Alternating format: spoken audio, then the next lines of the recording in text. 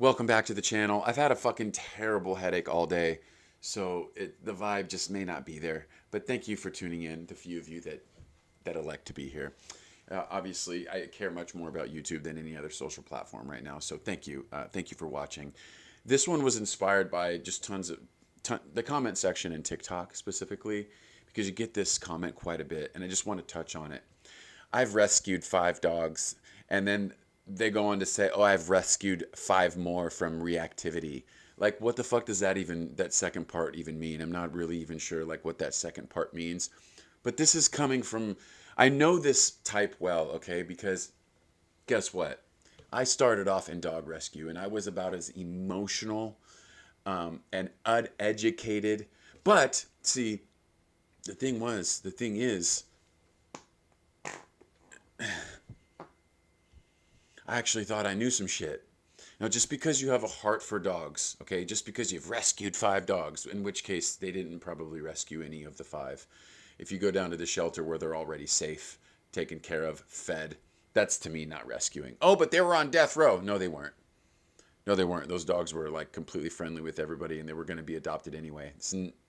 It's a story that these people make up to make themselves feel like heroes, so that when they tell other people, it's like, oh my God, you're so noble. Like, literally, there's a huge demographic of people who like try to make themselves feel like somebody by lying about some shit. Now, granted, there's people that rescue the dogs. Fair enough. I'm talking about this specific demographic. Okay, I never went that far, but I certainly thought I was somebody because I had a heart for dogs at the beginning. I thought I automatically had all the knowledge. I had five.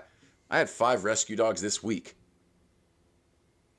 I've had a penis my entire life, but if I have a real problem with my penis, I'm gonna have to go to an expert to see, like, hey, what's wrong with my wiener? Like, I really would like to know what's wrong with my wiener, because I'm not a weenie doctor. No, no, just because I've had it for a long time doesn't mean I suddenly can just tell you, how to fix this problem, right? It's just the same way these people would never be able to tell you how to actually fix any sort of, or at least help any sort of behavioral case at all, you know. So when I see that, I roll my eyes so hard I could see my fucking brain, because, dude, just stop. Like, just stop. Like, take a look at what you actually know and compare it to what you think you know, and it's going to be, shit in this hand, wish in the other, and see which one fills up faster. That doesn't really apply there at all, but you get the point, you know. And I could speak on this because I was the same dude. I was the same emotionally charged dude. Like, and that was because I dove in the rescue game. And that's the thing about the rescue community, for the most part. They don't think, they're not really in it for the solutions, man. They're in it for the sob story. They're in it for the realest dog people don't want to be the fucking hero, dude. I'm sorry. Like, they don't seek this fucking attention from like rescue and like all this shit. It's just, I look at it because I look at the situation because I know I've been there. I've been through all of this, and I grew, and I outgrew everybody that stayed in that space. I didn't want to stay in that space. When I started to actually learn about things, spaying and all these things, which I'll make another video on, spay and neuter, I'll make a completely another video on. And I will always, always go back to when I was that angry, spiteful, fucking mean motherfucker back when I first got in this thing, man, to people who, cropped ears or fucking didn't get their dogs fixed. Like, dude, I was the fucking worst. And there are a bunch of people out there in the same fucking boat right now, not willing to grow, not willing to truly try to understand the dog, to truly help, to truly fulfill, to truly see things for how they are, and not how not how, like, you project them to be based on how other people are going to perceive things. This isn't as popular as this cushy fucking rescue shit.